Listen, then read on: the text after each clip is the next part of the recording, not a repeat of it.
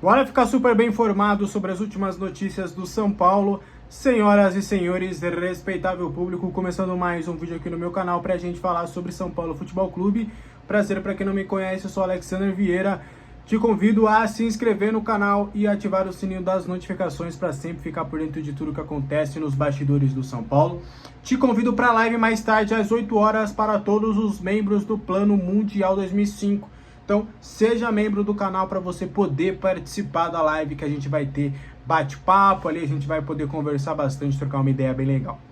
Bora falar sobre informações do São Paulo? Começando aí por toda essa questão do Zubeldia, né? Vocês já sabem, o Zubeldia fica no São Paulo, não há nenhum movimento, pelo menos neste momento, para uma saída do treinador. E digo mais, existe uma confiança no departamento de futebol do clube de que as coisas vão acabar se ajeitando, pelo menos aí nessa reta final de Paulistão. O técnico deve permanecer no São Paulo, pelo menos até o fim do Paulista. A gente sabe que é difícil a gente cravar sempre essa questão de técnico no futebol brasileiro, quanto mais falam que está prestigiado, daqui a pouco vem entrevista falando que é o técnico e tudo. A gente sabe que logo depois as coisas podem acabar mudando, como o próprio presidente Júlio Casares já falou, o futebol é dinâmico. Mas o Zubeldia fica. Eu até fui questionar algumas pessoas para fazer uma questão hipotética, né? Até um amigo meu, um colega meu, torcedor, ele perguntou, pô, se perder pro Velo e se perder pro Palmeiras, será que não dá para cair, né? E aí eu falei, pô, não faço ideia, não sou mãe de Ná. Mas eu fiquei meio assim com questionamento, falei, pô, deixa eu tentar pegar alguma coisa até para entender o cenário, porque, obviamente, ninguém ia falar, olha, não, se perder pros dois, a gente demite. Não, mas dependendo do tom da resposta, a gente pode ter uma dimensão, né, de como estaria essa questão do Zubeldia. E através da resposta que eu obtive, eu acho que a gente pode meio que trazer que dificilmente o Zubeldia seria demitido ainda no Paulistão, tá? Eu acho que vão dar essa margem para ele trabalhar.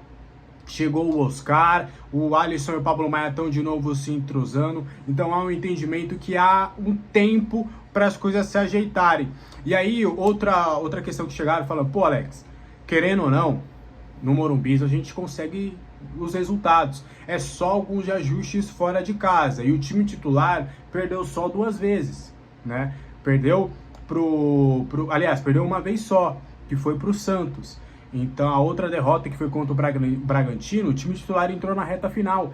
Então, querendo ou não, como eu vou demitir um treinador, né? Eu pensando assim na cabeça do dirigente, como eu vou demitir um treinador sendo que ele só tem uma vitória, uma derrota com esse time titular, sabe? Então, eu acho que é muito nesse sentido que, na nossa apuração, tá? Que deu para entender como é que tá esse cenário aí do Zubeldia, tá? Por mais que eu sei que muitos estão querendo a saída do técnico, acredito eu que, pelo menos até o fim do Paulista, ele tem o seu cargo garantido. E aí, óbvio, a sua continuidade vai depender bastante aí de como que vai ser o andamento nos próximos capítulos. Aproveitando, na reapresentação do elenco, houve meio que uma conversa, até evitam falar a palavra reunião, a palavra, sabe, não, vamos reunião aqui para parar as arestas, mas foi mais uma conversa, um papo. A delegação foi totalmente para Brasília, né? Inclusive o próprio presidente Júlio Casares, alguns dirigentes, todo mundo, né? Não só o grupo de comissão técnica e jogadores, mas também grande parte dos dirigentes partiram para Brasília para estar junto com o grupo neste momento.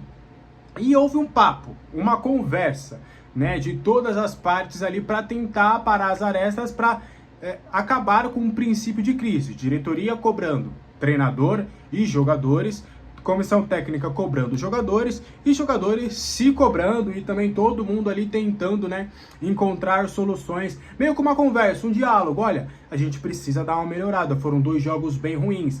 O que pegou internamente para todas as partes foi o contexto dos jogos, né, do São Paulo ter um a mais durante 45 minutos e não conseguir de fato se impor.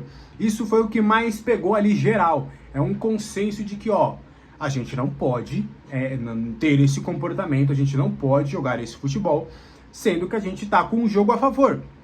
É inviável, não dá, não é permitido que a gente faça isso.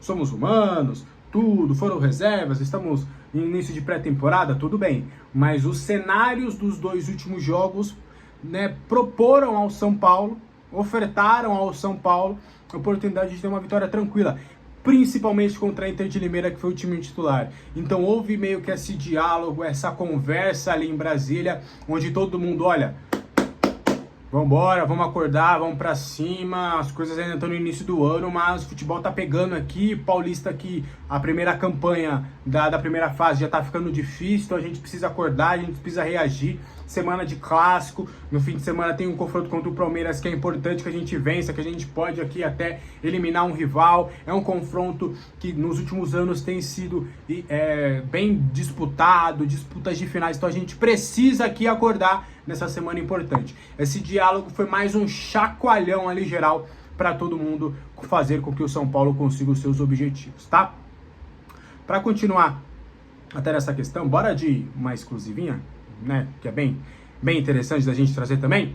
O São Paulo ainda tem alguns débitos em relação ao elenco, tá? Esses débitos seriam algumas premiações do ano passado, tá? Aí você fala, pô, Alex, premiações? Sim, atletas têm bônus, premiações. A gente fala desses bônus e premiações como um todo, tá? São aqueles acréscimos em contrato, por exemplo, jogador X bateu meta, algo relacionado a essas questões, tá? Até, por exemplo, ó, no Brasileirão, o São Paulo fatura X, desse X, um percentual ali vai para os atletas e o restante fica com o clube. Nas quartas de final, a Libertadores paga X fica com o clube e o restante para os jogadores. Essa variável dos atletas. E essas premiações e também alguns direitos de imagem de alguns jogadores estão atrasados. Houve uma promessa dessa diretoria do São Paulo que em janeiro receberia 13 milhões de reais de algumas vendas, e aí não especificou-se qual que seriam as vendas, mas aquelas vendas parceladas, até alguns débitos de jogadores que o São Paulo vendeu há 2 anos, que o São Paulo ainda está recebendo, porque foi uma forma parcelada. Então, o São Paulo receberia 13 milhões em janeiro e prometeu que faria essa quitação. Por uma questão de fluxo de caixa, aconteceram várias coisas, uma conta foi chegando em cima da outra, o São Paulo não conseguiu quitar 100% dessas questões. Então hoje o São Paulo tem alguns débitos com alguns jogadores a serem resolvidos. Salários, não me confirmaram, falaram que salários CLT, né, e que é importante a gente trazer, tem o salário CLT, que é aquilo que é registrado, bonitinho. São Paulo não atrasa esse. Se atrasa questões de dias ali, mas não deixa isso virar uma bola de neve, porque a gente sabe que no futebol brasileiro parece que não, mas tem algumas regrinhas importantes. Por exemplo, se você atrasar 3 meses, o cara pode rescindir esse contrato. Então os clubes no futebol brasileiro sempre adotam essa questão.